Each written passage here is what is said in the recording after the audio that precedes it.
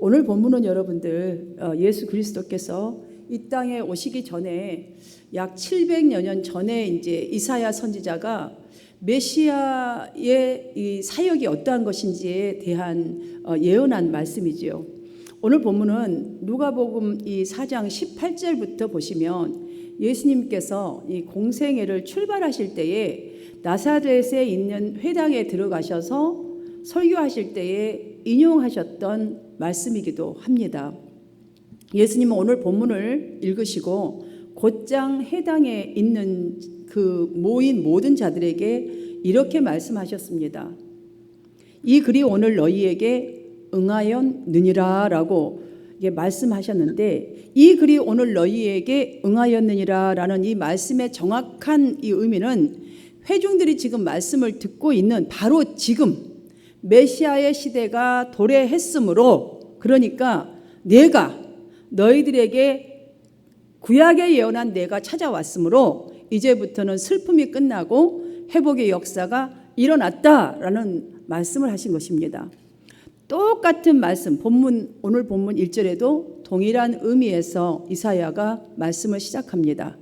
그런데 이렇게 똑같은 말씀을 이사야가 백성들에게 시작했지만 이 백성들도 나는 하나님을 믿는 사람, 선민이라는 그 믿음과 확신을 가지고 있는 이스라엘 민족임에도 불구하고 그때나 신약 시대에나 신앙의 역사를 보면 오랜 세월을 인내하면서 메시아를 그토록 기다려 왔으면서도 정작 메시아이신 예수님이 그들 가운데 찾아오셨을 때는 그들은 오히려 예수님을 외면했습니다.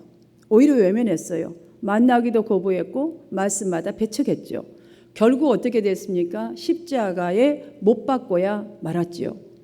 그때나 2000년이 훌쩍 넘는 오늘날이나 다를 바가 없는데요. 그럼 예수 믿는 사람들이 왜 이토록 우리가 가장 가까이에 계시고 우리의 가장 가까이에 계시고 늘 말씀하시고 은혜를 베푸시고 이런 주님을 외면하고 배척하는 일이 왜 이렇게 멈춤이 없는 것일까요? 왜 이렇게 멈춤이 없을까요? 왜 이렇게 오랜 동안 말씀을 듣고 가르침을 받는데도 왜 이러는 것일까요? 그것은 어쩌면 제가 그냥 게싱을 해봤습니다. 주님의 말씀과 가르침과 모든 사역들 보았어도 들었어도 받았어도 이것을 지식으로만 간직하고 자기의 활동에 몰두해버렸기 때문이에요. 그러니까 지식만 멈춰버렸지 나의 활동은 따로 내가 원하는 활동을 각자 살아가는 거죠. 여기에 몰두하게 있기 때문에 특별히 실제로요. 특별한 상황이 아니고서는 사람들은 여러분들 한번 우리의 일상을 한번 보십시오. 하루에 시작하는 시간들이 거의 5시부터 7시 사이 아니면 8시, 9시 사이 아무튼 시작하는 시간은 거의 정해져 있고 끝나는 시간도 일 끝나는 시간도 거의 다가 조금씩은 틀리지만 다 끝나는 시간이 딱딱 있습니다. 그런데 우리 교회의 시간들 예배 시간들을 한번 보십시오.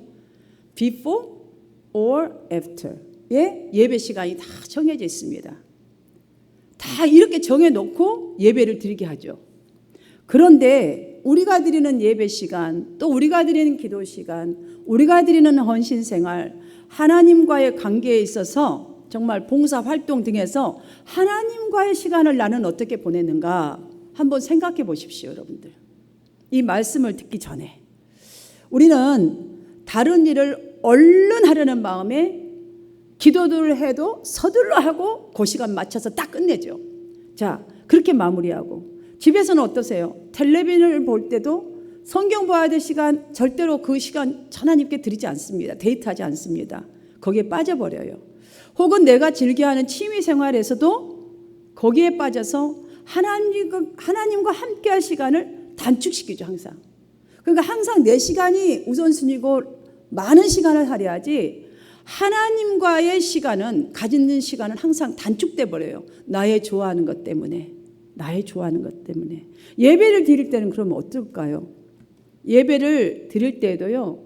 예배 후에 있을 모임을 생각하고 스케줄 생각하고 시간 보고 아니면 예배 오기 전에 혹시라도 뭐 집에서 좋지 않은 생각, 좋지 않은 일 아니면 차 안에서 오다가 부부싸움, 삐짐 아니면 친구와의 어떤 일 잡다한 생각에 사로잡혀서 예배 시간에 주님과 공감을 이루는 그 시간, 너무너무 중요한 시간마저도 단축되어 버려요. 주님과 함께하는 시간이 너무너무 짧다는 거예요. 이것들은 하나님의 그 변치 않는 사랑을 내 가슴 속으로 누리는 데에 있어서 또한 실생활에 정말 펼쳐갈 수 있는 이것들에 방해가 되는 것들이에요. 다들 하나님의 약속과 권능을 경험하는 데에도 어마어마한 방해꾼들이에요. 우리에게 엄청난 큰 손해를 입히는 것들이에요. 사실 가만히 한번 생각해 보십시오. 우리가 이런 활동에 뭐 전체적인 나의 활동, 뭐 시간을 많이 할애하지 못하는 것들, 이거에 몰두하느라고 나를 지켜보시는 그 하나님, 나와 함께 하시는 하나님, 눈에 보이지 않는 속에서도 나를 돌보시고 계시는 하나님 알아차리지도 못합니다. 우리는 사실 그 시간대에도 우리를 계속 지켜보시고 계시고 나의 행동 하나하나 지금 보고 계시거든요. 우리의 페이북까지도 보시고 머리카락까지도 세신 그 주님이 그냥 계실까요? 아니에요. 보고 계셔요. 함께 하셔요. 지금 이 상황이 아무리 좋지 않더라도 무엇인가 일하고 계신단 말이죠. 그런데 우리는 아무 느낌을 갖지를 못해요. 그래서 이렇게 시간을 보내죠. 그런데요, 이렇게 알아차리지 못한데도 불구하고 오늘 본문을 보면서 그럼에도 불구하고 함께 해주시는 하나님을 깨닫게 됩니다. 그럼에도 불구하고 뿐만 아니라 이러한 나의 신앙 연약한 부분들을 다시 한번 떠올리면서 회개하셔서 더 확고한 신앙으로 그리하여서 하나님께서 주시고자 하시고 정말 만져주고 싶으시고 부응돼야 할 것들을 회복시켜 주시기를 그렇게 원하시는 하나님을 오늘 본문에서 느낄 수가 있습니다. 본문 1절을 보십시오. 예수님께서 이 땅에 내려오신 것은 가난한 자에게 아름다운 소식을 전파하기 위해서라고 말씀합니다. 오늘 본문은 예수님의 사역에 대한 예언입니다. 여기서 가난한 자, 헬라어로요 아나밈입니다. 아나밈. 영적으로 육적으로 핍절한 모든 자들을 포함한 일이에요. 그러니까 우리의 영과 육, 가난과 상처와 아니면 영적으로도 피폐한 것들과 아무튼 핍절한 것들, 이런 모든 것들을 의미하는 것을 한마디로 가난한 자라고 표현하고 있어요. 그런데 곧바로 나오는 말씀이 무엇이에요? 마음이 상한 자, 포로된 자, 갇힌 자. 지금 바로 곧바로 앞에서 언급한 가난한 자와 일맥상통하는 성도들을 가리키는 거예요. 그러니까 세상 사람들뿐만 아니라 그들을 구원할 뿐만 아니라 우리에게도 이러한 상처가 있고 포로되고 갇혔고 아무튼 주님 밖에 있는 많은 것들이 있다는 거예요. 이 모든 것들을 포함한 말씀인데요. 그런데요, 우리 주님이 이렇게 마음 상한 자를 고치시고 갇힌 자를 노임받는다 이런 등등의 그것 정도로 그치는 것이 아니라는 것을 이사야는 분명하게 말씀하고 있습니다. 모든 슬픈 자를 위로하시되, 그러니까 성도들이죠. 구원받은 자 말고 이제는 성도들이에요. 슬픔을 대신하여서 찬송의 옷으로 바꿔주신다 합니다. 죄의 열매만을 맺던 우리를 하나님께 영광을 드러낼 의의 나무가 되게 하신다고 하나님은 말씀하십니다. 이 놀라우신 하나님의 지금 계획, 예수 그리스도의 사역을 강력하게 선포하고 있습니다. 이 말씀을 들으시는 여러분의 지금 현재의 마음은 어떠십니까? 어떤 게 느껴지시고 어떤 감정이 오시나요? 감사하고 사실 감격이 돼서 진짜 주님이 오늘 이 밤에도 이렇게 오시는 거야. 이렇게 눈물이 정말 속에서 쫙 나올 정도로, 아니면 정신이 번쩍 들어야 하는데요. 여러분 어떠세요? 정말 번쩍 들고 가슴이 찡한가요? 저는 거의 아마 안 그러지 않을까 이런 생각을 좀 해봤어요. 왜냐하면요, 사실 이런 말씀을 들으면 막 위로가 되고 힘이 되어지고 정신이 바짝 들고 아멘이 막 사실은 이 속에서요 누가 시키지 않아도 쫙 나와야 돼요. 그런데 너무나 우리는 성경 말씀을 좀 많이 들었어야죠. 그러다 보니까 이 말씀이 그냥 들려오기는 하는데 무덤덤합니다. 그래서 2절에서 말씀합니다. 이사야는 심판날이 오기 전에 하나님의 이 놀라우신 은혜를 수납하십시오라고 촉구하고 있습니다. 예수님께서요 제자들에게 아버지께서 늘 나를 사랑하신 것 같이 나도 너희를 사랑해 왔으니까 너희는 나의 사랑 안에 거하라 라고 요한복음 15장 9절에서 이렇게 말씀을 하셨잖아요. 그 말씀 후에 또 이렇게 말씀하십니다. 11절을 보시면 내가 이것을 너희에게 이름은 내가 너희에게 이것을 말한 것은 내 기쁨이 너희 안에 있어 너희 기쁨을 충만하게 하려 하는 것이니라 라고 말씀해 주셨어요. 이 땅에서의 예수님이 행하신 모든 행적들을 한번 사역들을 떠올려 보십시오. 잠시 지금 이 말씀하고 무엇이 다른지를. 예수님이 하신 일들을 보면 항상 정말 마른 자들을 충만하게 하셨고 가시는 곳은요 가난한 자들이 다 핍절함이 없었어요. 전부 다 죽은 자가 일어났고 병든 자가 살아났고 상처받은 자가 위로받았고 여러분 누구에게도 인정받지 못한 사람이 인정받는 사람으로 세워주셨어요. 정말 공생애 동안 하신 일들을 한번 보십시오. 우리에게 내주실 수 있는 것은 다 내주셨더라고요. 다.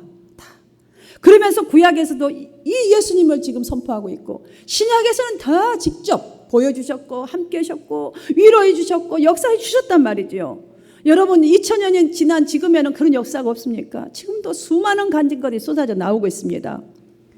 그런데 이것을 인정 안 하는 성도는 한 분도 안 계십니다. 사실은 알고 있습니다.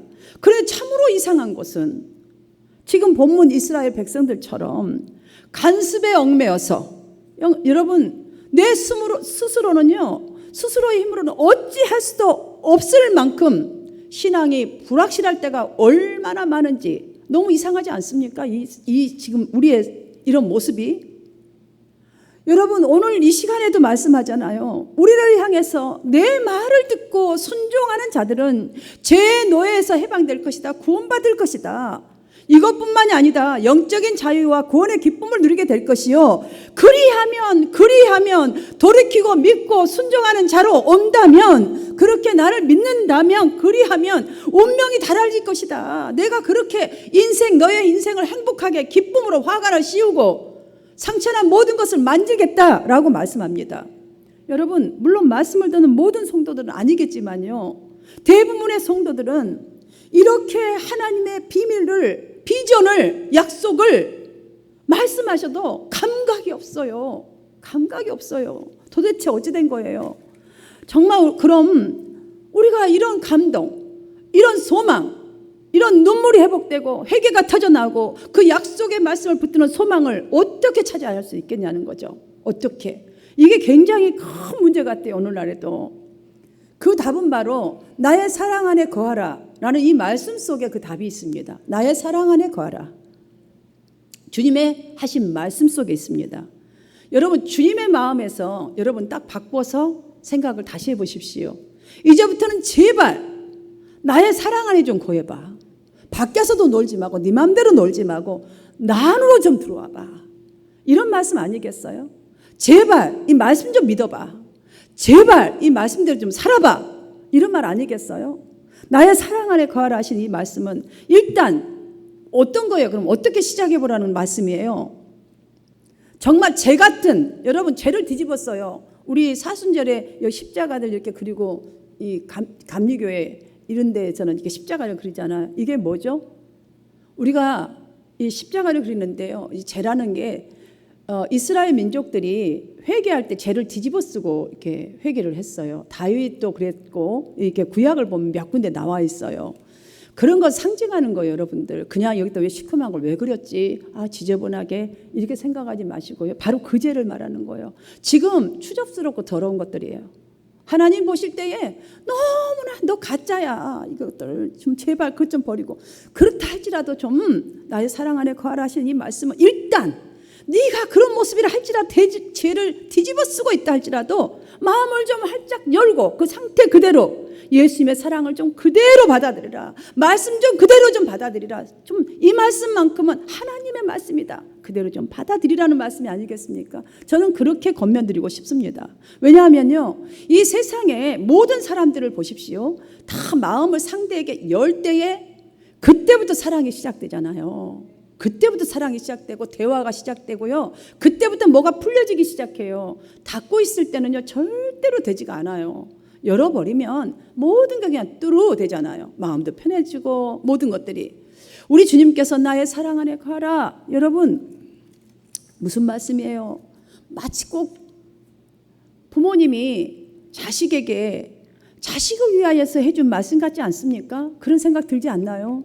저는 너무너무 많이 들어요. 오늘 이 말씀을 들어도 부모님이 또 자식한테 말하는 자식한테 와서 얘야 이렇게 하면 내가 살아보니까 내가 해보니까 이렇게 하면 나도 하나님 사랑 받아보니까 하나님이 이렇게 위대하셔, 이렇게 대단하셔, 네가 내 안에 거해야 하나님 만날 수 있다, 이렇게 해보렴. 여러분, 그러니까 자식이 어떻게 해야 돼요? 그러면 그동안에 여러분들 만약에 성경을 제대로 읽어본 적이 별로 없고 그냥 가끔 예배 시간만 성경을 좀 폈다가 또 생각나면 한번 잠깐 읽었다가 말아버리고 이런 사람이 오늘 이제 이 주님의 말씀을 듣고 마음을 딱 바꾸어 먹었단 말이죠. 그래서 성경을 읽어가는 거예요. 그럼 우리 하나님 마음이 어떠실 것 같으세요? 엄청 기뻐하시지 않겠어요? 자식이요, 조금만 이쁜 거 해도 얼마나 이뻐요. 아까 미운 거 다 까먹어버려요. 자, 대충 기도했어요. 급할 때만. 그런데 대충 예배 생활했어요. 가고 싶을 때만, 시간 날 때만. 그런데 말씀을 딱 듣고 마음을 바꿔 먹었어요. 내가 이렇게 진짜 안 해보고 한번 제대로 해보리라. 바꿔 먹고 이제 기도도 열심히 하고 예배 생활 열심히 한다면 하나님은 어떨 것 같으세요? 엄청 기뻐하죠. 전라도 말로 무진장 기뻐할 거예요. 무진장. 말할 수가 없어요. 전도 안 하던 내가, 말도 한번 꺼내도 못한 내가 교회 한번 와봐. 내가 예수 믿어보니까 내가 생각이 조금씩 바뀌기 시작했어. 말투가 바뀌기 시작했어. 나를 한번 보고 나를 믿고 한번 와봐. 그리고 그 다음에 말씀을 한번 들어봐. 어쩐지. 이렇게 여러분들이 한번 해본다 칩시다. 하나님은요, 좋아서 춤을 추실 거예요. 왜냐? 생명을 낳는 일을 가장 기뻐하기 때문이에요. 가장 기뻐요. 할머니 할아버지가요, 자기 자식이 장가 시집 가서 자식을 낳아보세요. 내가 키웠을 때는 못 모르고 키워요. 그냥 이쁜다 뭐 어떻게 하다가 정신없이 키웠어요. 어떻게 컸는지도 모르고 장가 가고 시집 가고 이래 보세요. 자식을 낳아보세요. 얼마나 이쁜지. 똑같이 생긴, 너무너무 이쁠 수가 없어요. 하나님은 춤만 주시는 게 아니라 공의와 진리로 그 사람을 다스려 주십니다.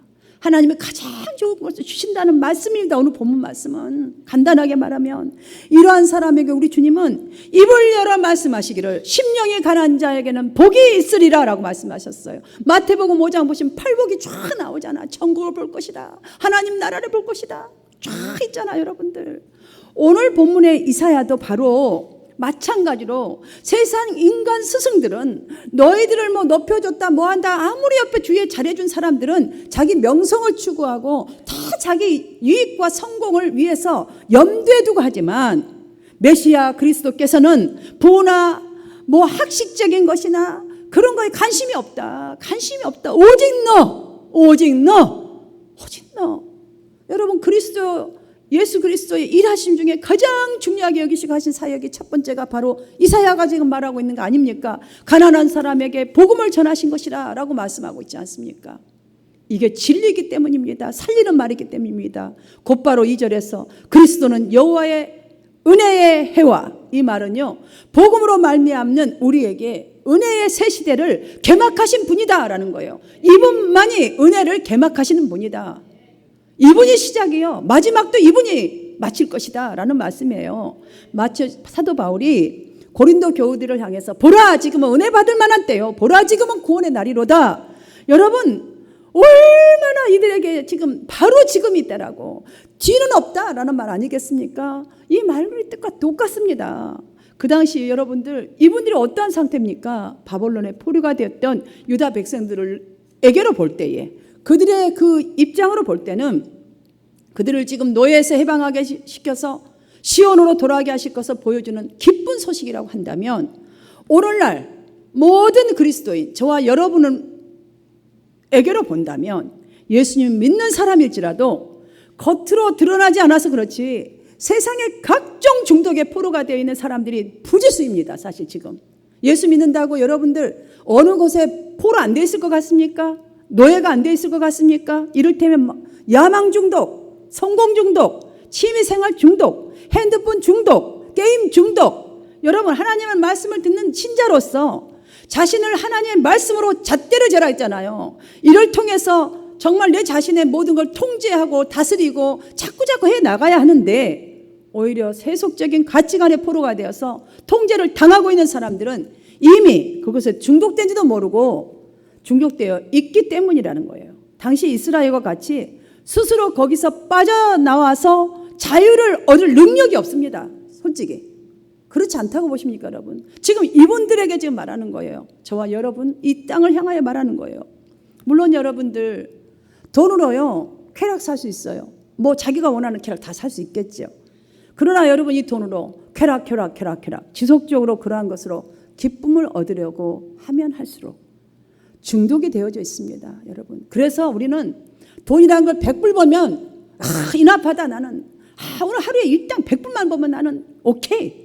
너무 행복할 것 같아. 100불 벌어보세요. 말씀 봐. 110불은 벌어야지.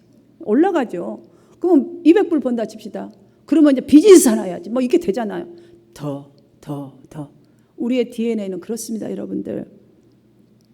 다 주셔도 그거 하나 보지도 말고 만지지도 말고 따먹지도 말라는데 그거 하나, 딸랑 그거 하나인데도 보세요. 더.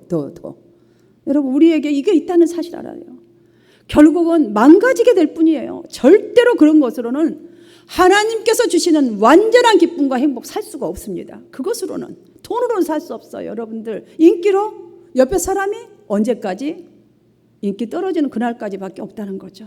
그러므로 지금까지 여러분들 혹시라도 미처 깨닫지 못했었든 아니면 알지 못하였었든 그것이 무엇이든 간에 그곳에 갇혀있던 가난한 사람들에게는 이보다 더 좋은 소식이 어디 있겠습니까? 이보다 더 좋은 소식이.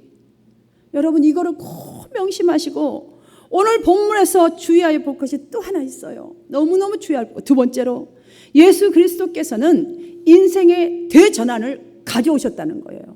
이분만이 우리 인생의 대전환을 가져오신다는 이것만큼은 절대로 잊지 않아야 된다는 거죠.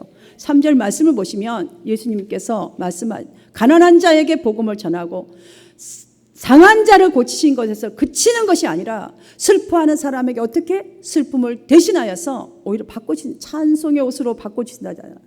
죄의 열매만을 맺던 우리를 하나님의 영광을 드러내는 자로 이렇게 만들어 가신다라고 말씀합니다. 여러분, 이것은요, 우리 인생의 대전환을 말씀하신 거예요. 약속하신 거예요.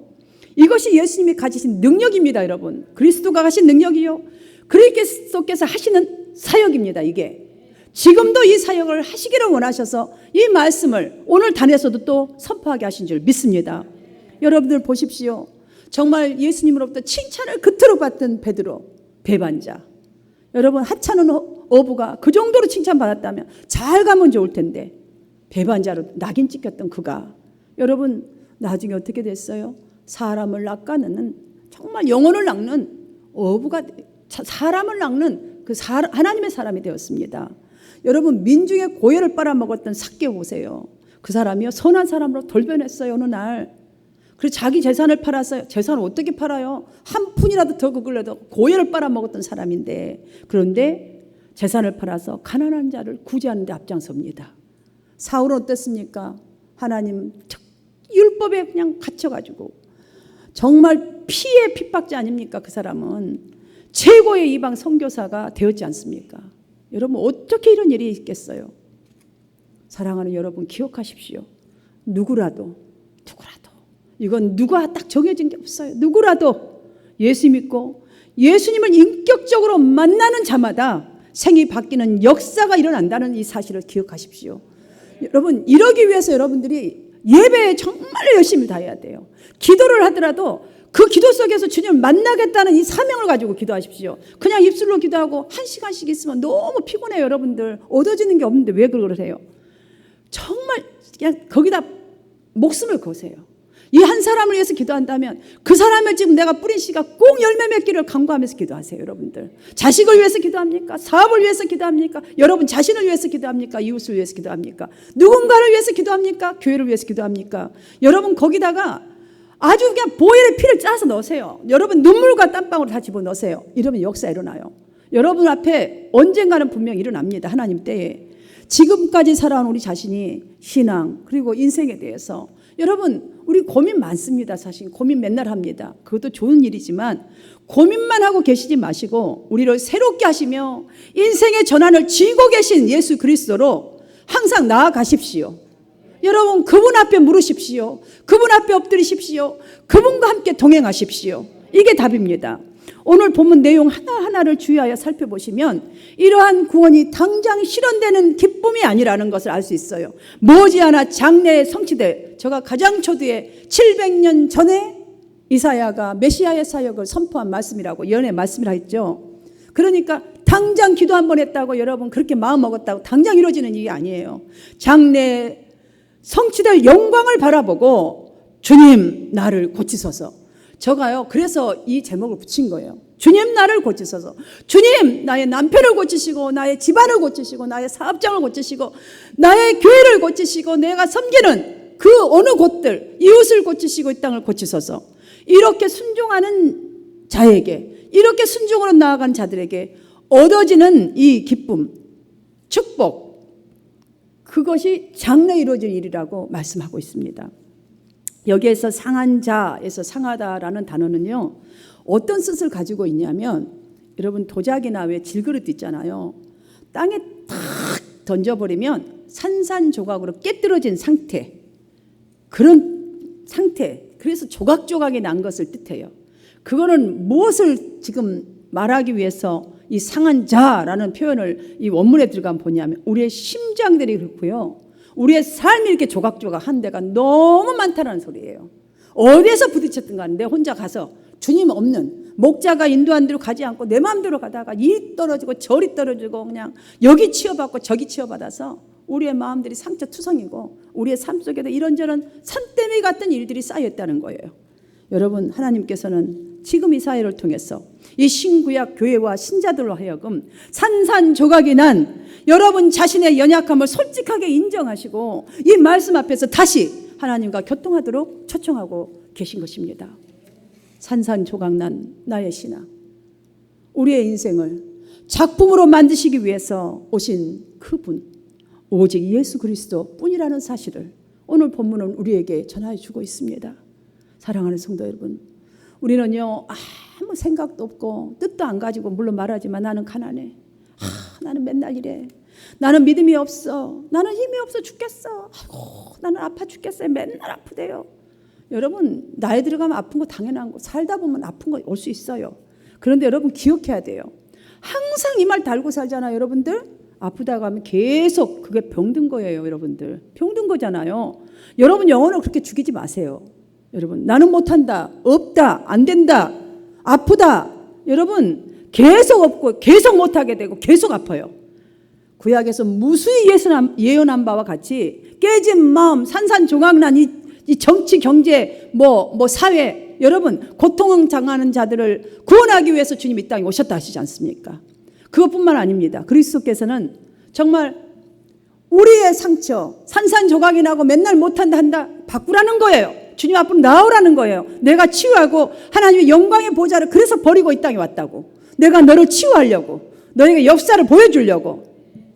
그러므로 중요한 것은 이사야의 예언대로 복음을 영접한 사람 또는 죄의 권세 아래에서 신음하던 우리 성도들이 회개하고 주님께로 돌이키는 자, 그리고 또 한 가지는 정말 주님의 이렇게 복음을 전하는 이 이사야 선지자 또 예수 그리스도가 이 땅에 오신 것처럼 우리도 그 뒤를 따라서 복음을 전하는 자들의 인생을 복되게 대전환시켜 주신다는 것이 우리 주님의 약속입니다. 오늘 주신 약속이고 우리 주님이 하실 사역이라고 성경은 분명히 말씀하고 계십니다.